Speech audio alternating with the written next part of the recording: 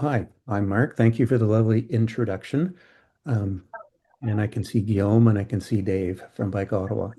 So, just really quick, a very brief history of the Cycling Guide, the app. It's a mobile app for iPhone and Android. We launched it in 2023 in Waterloo region in Ontario. That's about 90 kilometers west of Toronto. And we also launched Cycling Guide Foundation at the same time.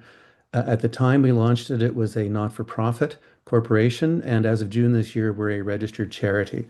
Our approach to the app is to roll out into other regions using local partnerships. And so this past summer, we launched in three new regions, Halifax, Sarnia, and Sarnia, Lambton, and Ottawa. And we're going to be talking about our launch in Ottawa today. But first, I'll answer a question that we get pretty regularly. Where are we going here? Why cycling guides? So we launched in Ottawa. There's a nice picture. Well, Cycling Guide is what distinguishes us from other cycling apps is our route traces are shown in multiple colors that indicate what kind of what you can expect to see encounter in terms of car traffic on the route. So here's a route in Ottawa, and you can see most of this is green. That means most of it is going to be nice to cycle on.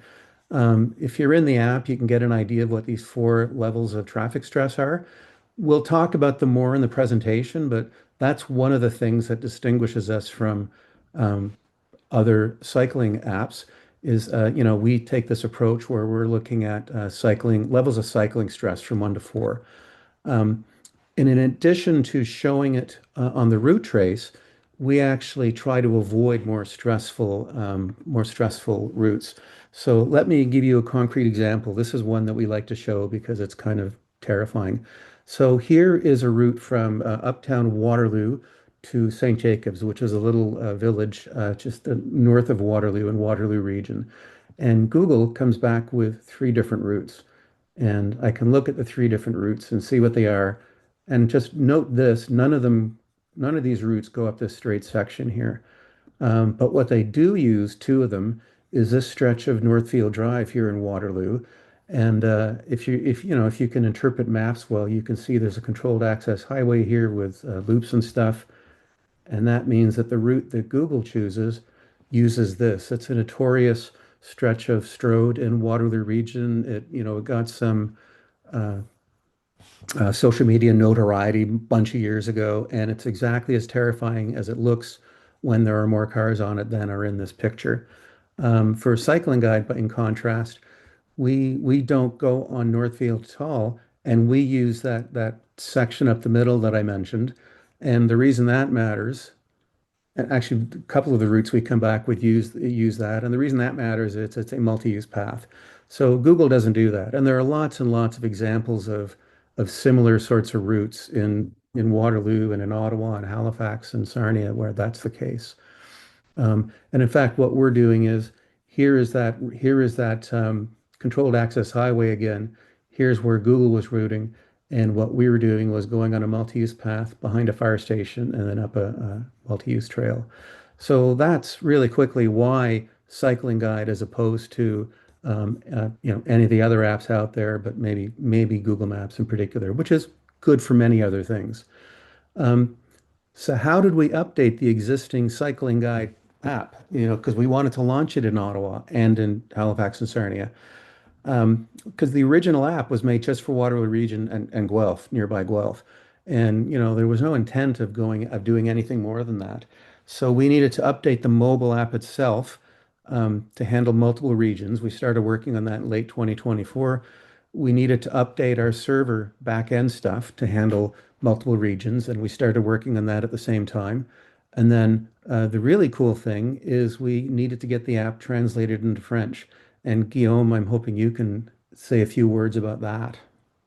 Yeah, I mean, there's not much to be said except that the app was fully English, and I turned everything into French, which had some challenges related to the programming because like the strings did not match, and like French has some quirks that English do not. So we figured it out, and now the app is fully bilingual. Yeah, and we're really, really happy and proud of that. Um, so those are the things that we needed to do to get the app ready for Ottawa. But let's take a look. How did we launch in Ottawa? So the first part was beta releases, and beta just meaning the number of people who can use the app is restricted. So we started off with an internal beta, and essentially that was Dave and Guillaume using the app first. And then we went off to an experts beta. And for experts, let me just clarify and say that the app is aimed at people who would like to cycle more in their daily lives, but feel like they lack the knowledge or expertise or experience to do it comfortably. So that's who it's aimed at. But for testing, we wanted to get expert cyclists with a real good understanding of the city because we want people who know what they're doing to evaluate the routes. And people who haven't been cycling won't be able to do that effectively. So that's why we recruited experts. And maybe Dave and or Guillaume, you can speak to what that recruiting process looked like from your end. Yeah. Initially, it was reaching out within the Bike Ottawa community. So it was reaching out to members. So in that case, we were asking, a few hundred, 400 people if they're interested to help out. And then, so we weren't necessarily getting the number of people that we needed. So we needed a good volume of people throughout Ottawa, which is a fairly large city. It covers a large area. So then we shifted and we went to where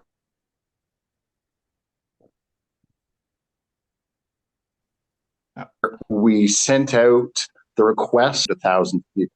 And once that happened, then we started getting people who maybe weren't necessarily members, but they were still people who were very excited for this type of thing, were getting around by bike. And we really got a lot of people wanting to help out with that. And that's when things started rolling. Yeah. And then after that experts beta and the process that Dave describes, we had a closed beta with more testers that sort of started with what Dave suggested, but then we just started reaching out also on social media and to people we knew. And so we ended up getting a good number of testers. And what we were most interested in is getting feedback on the routes, because that's the most important part of our particular app. Um, Generally, the routes were good, but there were issues. Here are some examples on screen that are sort of representative of them. In the one on the left, we were doing routes on bus-only transitways in Ottawa, and that's obviously not a good thing.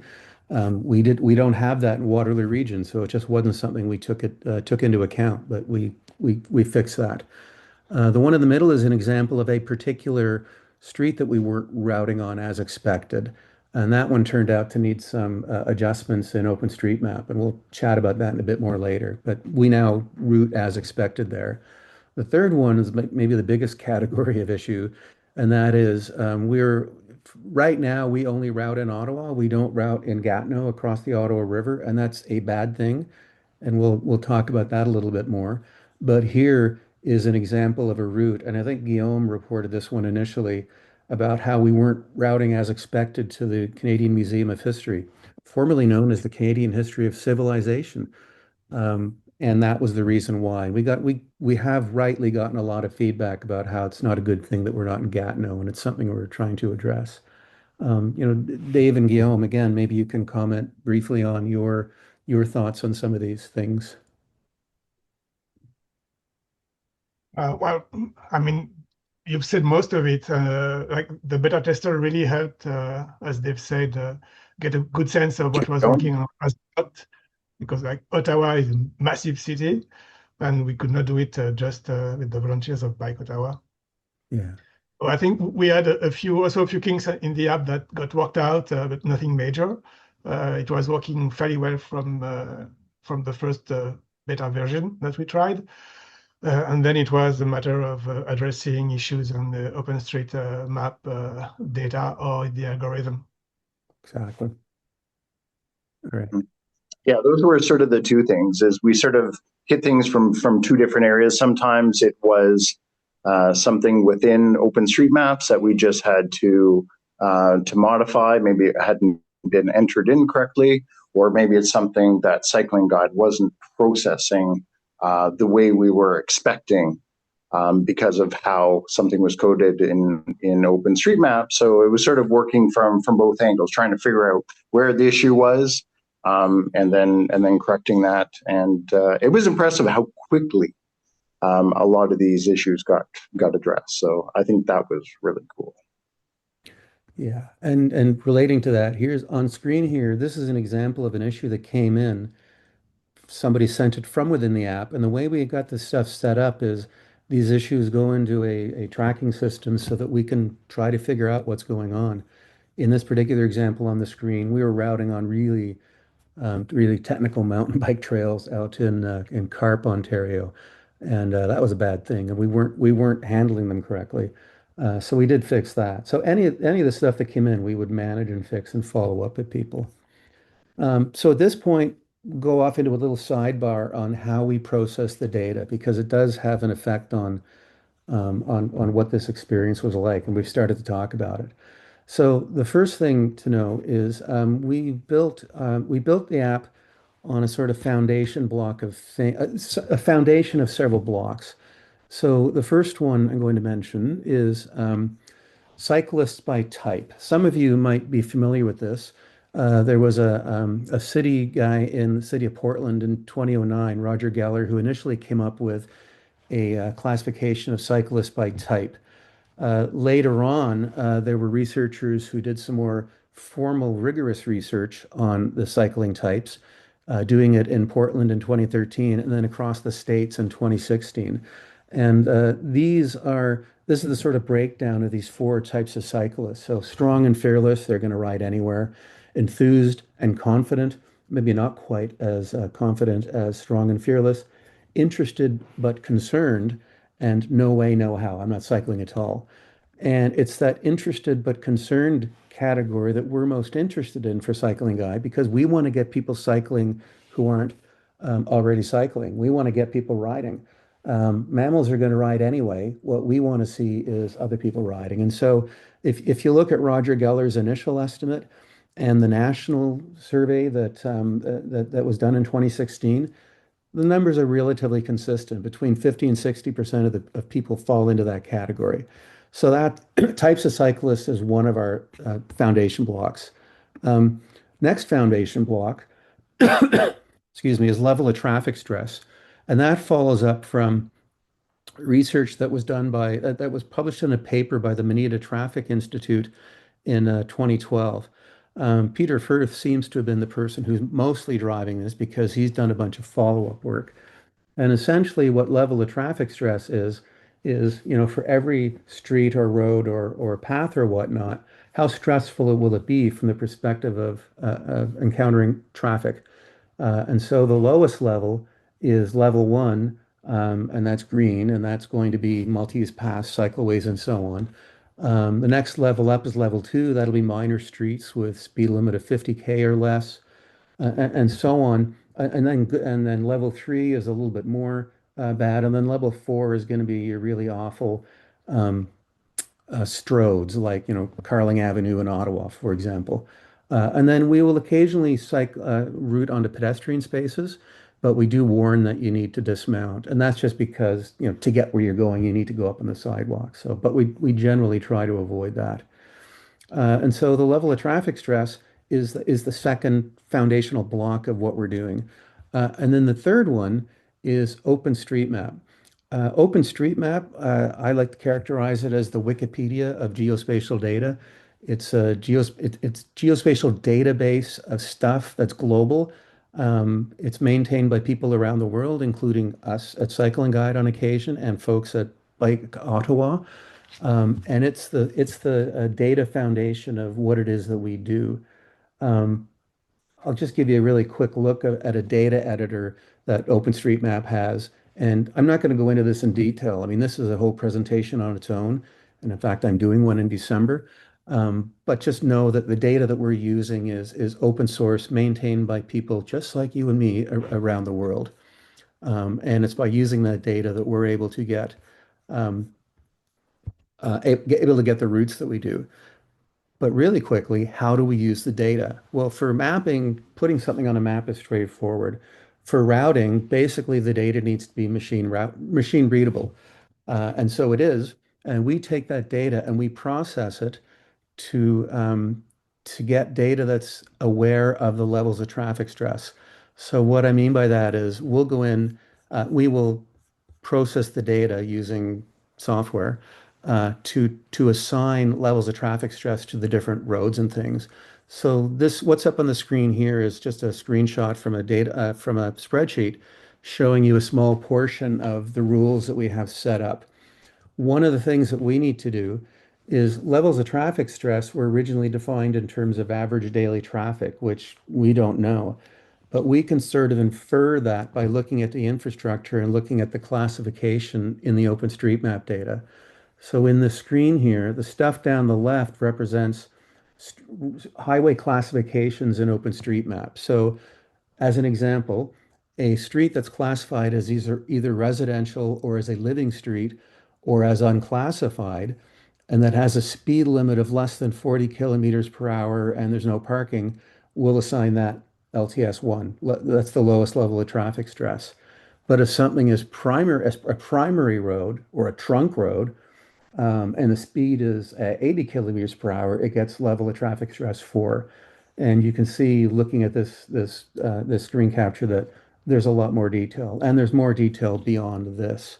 But by processing that data, we can then have our routing take advantage of of levels of traffic stress.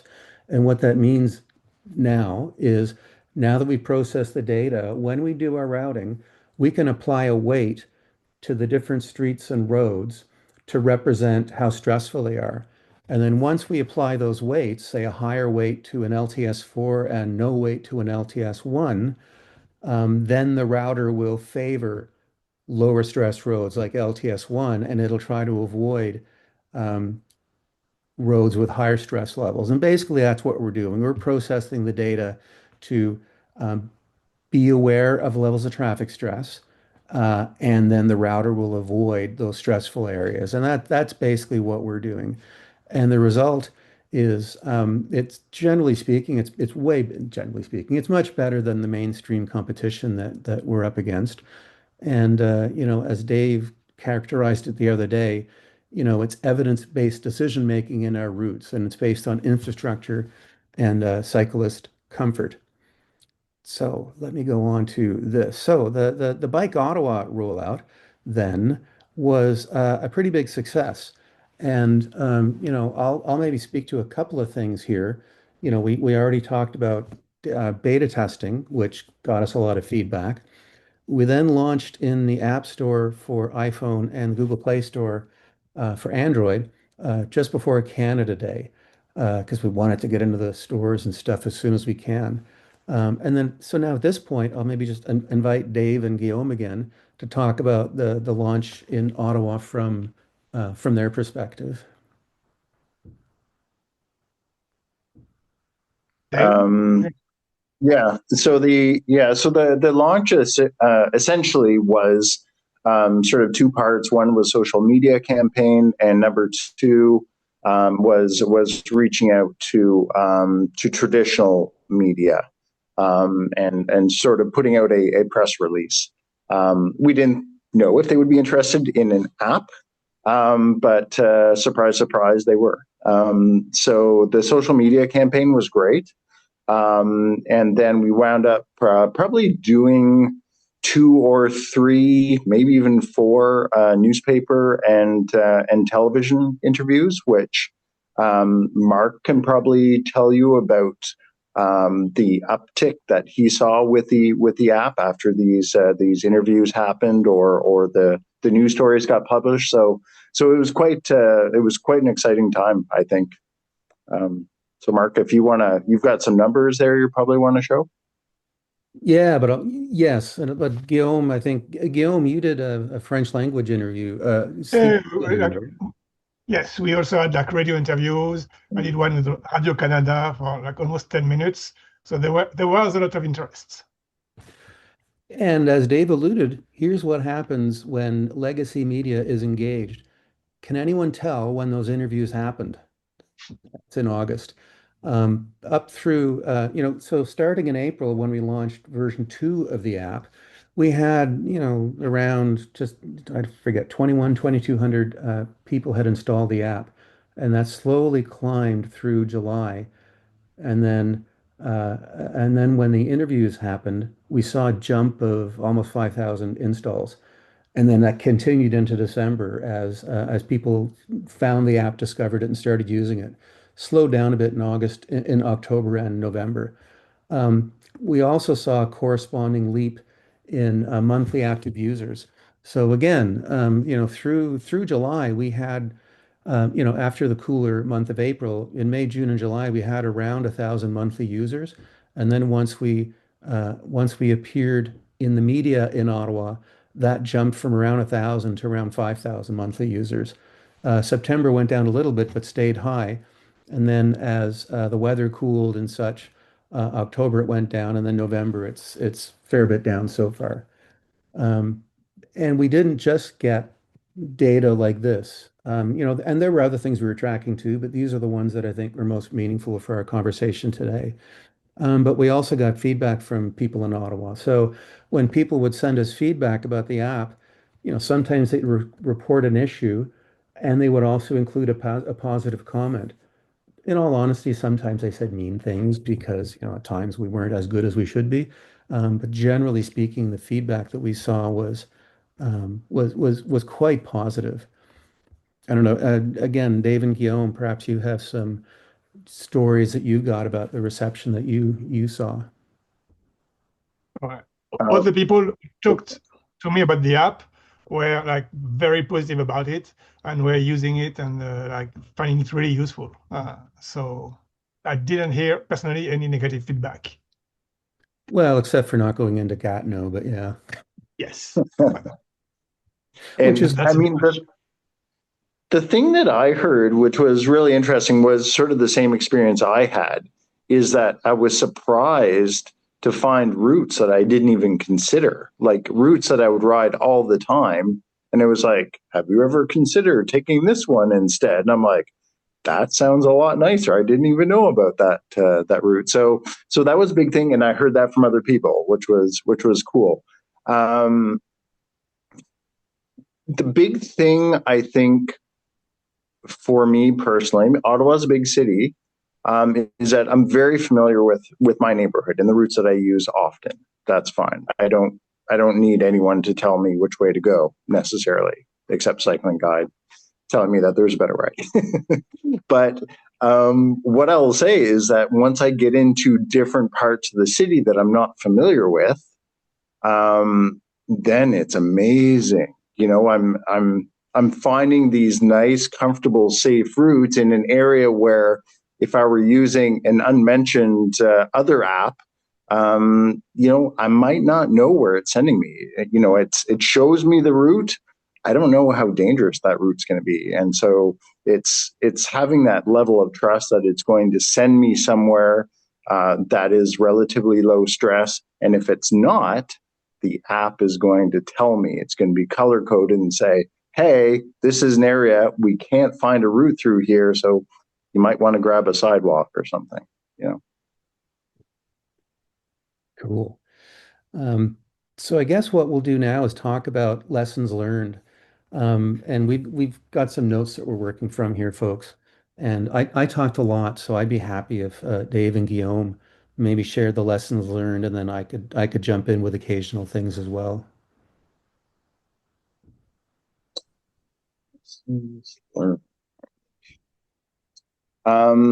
Yeah, I think we've talked about Gatineau. That's something that we heard over and over again. Um, we did hear a lot, and this goes into, I did read some of the comments and questions that were coming through on the chat. How do we deal with like people with different abilities? Someone who might want to get somewhere faster, they're on a road bike, they're like, hey, I'm really comfortable getting around, but the route you gave me, it's kind of like a roundabout route. And that is the thing, is this app is very much for for people who want safe, comfortable routes. So sometimes we'd have to get back to them and say that's not necessarily the purpose of the app, is to go on a road ride and us to show you the best route for your road ride. It's, hey, I've got my kid with me today. Where would be a comfortable way for me to get to the grocery store? Something like that. That's sort of the goal. What else did we hear? Guillaume, do you want to jump in? Yeah. And I'll come up with some other things. I agree that like Gatineau is the main issue that remains to be, and that picture is taken from Gatineau. So this is something that we are working on, and we'll talk a bit more later about that. The other issue that we've heard is winter and snow clearing on path, which, since the app is based on OpenStreetMap, we need to have the data updated in OpenStreetMap, which is something that the city can or should do, but is not doing at the moment, as far as I know. So that's something we need to try and address by talking to the city. Yeah, and the construction, that's something that was also asked. So these are things that we have talked about with the city. I think there are ways forward in getting data from the city. I think last year they did launch sort of a live plow tracking app, but it was sort of to be used by staff and councillors only. I don't think it's been made public yet, like Plow TO in Toronto. But the positive is, I think all this equipment does have GPS trackers on them, and there is a platform. So if we can get access to that data, that's something that we can maybe work with. Construction, that's also something we're working through with the city. Right now, we can manually go into OpenStreetMaps and mark something as blocked as construction, and then the app will find a detour around that area. But what we're looking for from the city is their data. Their data, it's available. I think you can find it on Geo Ottawa, but we need to find a way to funnel that into the app and get permission to be able to do that. So we're working with city staff on that right now. Yeah, exactly right. As you suggested, I mean, if we know about the stuff, the app can take it into account. The big thing we need is a machine readable source of reliable data, reliable construction and road closure data, and then we can avoid doing something which I've run into multiple times, and that is, getting routed onto a road that's under construction. Here's a fun story. I went up to my son and I went to Sarnia Lambton this summer to visit Sarnia to try the app out. The very first route we got, we encountered three different closures due to construction. So it just highlights how important data is in getting this stuff to work. Anyway, at this point, Guillaume and Dave, I'll maybe suggest that we wrap up this part of the presentation now and just ask people if they've got any questions, and we can try to answer questions that folks have, if any. Mark, this is David. I've been answering a bunch of questions in the chat, but one that's outstanding that you're better prepared to answer it than I am, is on usage stats, like how much are people using it once it's downloaded? And I know you've been immersed in those stats much more than I have. Well, the number that we showed earlier on, monthly active users, I think I forget what I said it was, 5,000, 6,000. It varies and it fluctuates, but it jumped up dramatically from around, I think it was 1,000, I said, in May, June, and July, up to 5,000-ish in August. So, but it does vary based on weather and whatnot. I hope that's helpful. Adam Denley, Yellowknife. Oh, look, I can see this. I'm just wondering if, I'm imagining that as you look at sort of doing this in other municipalities, that I'm sure there are some municipalities that have better and worse map data to work with. And I was wondering if there's any sort of or if you've looked into how you can incorporate like user feedback into the quality rating that you assign, right? Like, maybe there's a route that should be classified as like a green route. But if you've got user data that says like even though it's sort of mapped out as this thing, like when you actually use it, not really that high quality. Is there a place for that? Well, we can take feedback, and we're looking at doing more structured feedback than we have right now. But the issue we've got is we need to be careful that essentially what we're doing is we're inferring what traffic is like by looking at the infrastructure, right? Like there's a very strong possibility that a four-lane street with a speed limit of 60 kilometers per hour will have more traffic than a residential street with a speed limit of 30. So, but because we're doing it that way, we need to be able to process the data in an automated way and not be too reliant on tweaks and fixes. So what we do when we get the feedback is we look at the data and we try to understand if the OpenStreetMap data is an accurate model of the real world.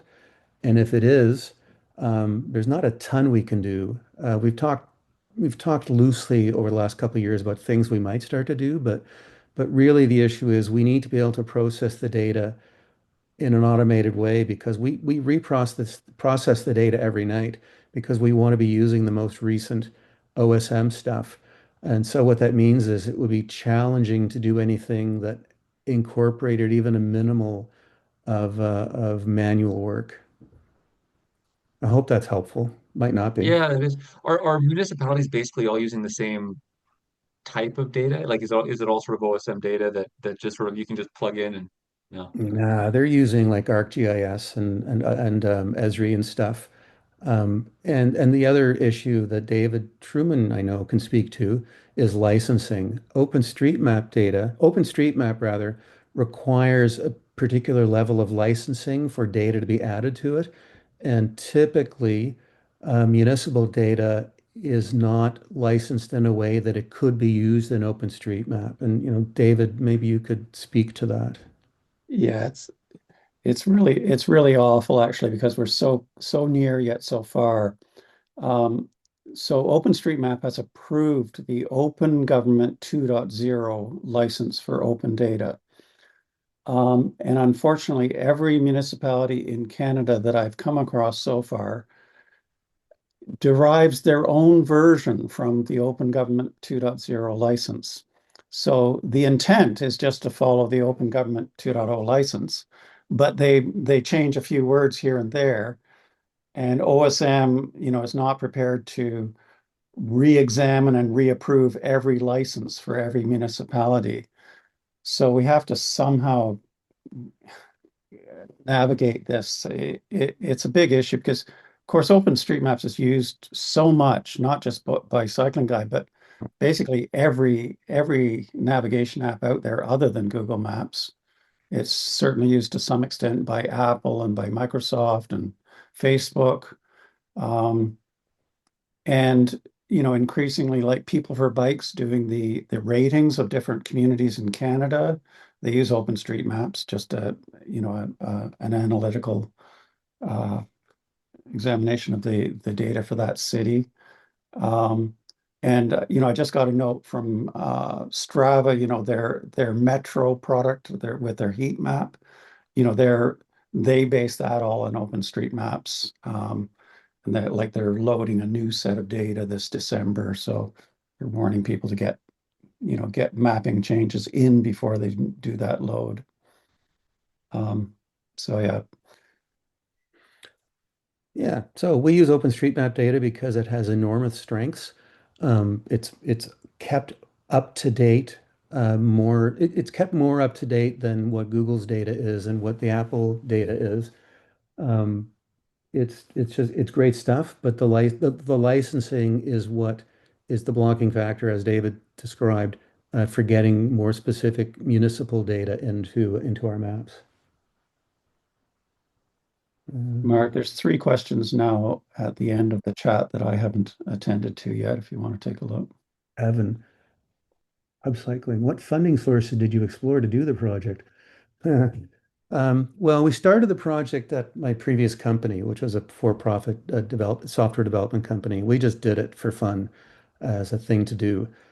So we didn't actually look for any funding.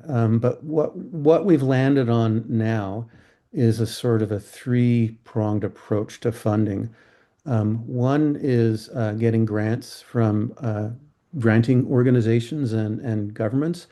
The second one is that we experimented with this past summer, and now we're rolling out in detail, and that is sponsorships in the app.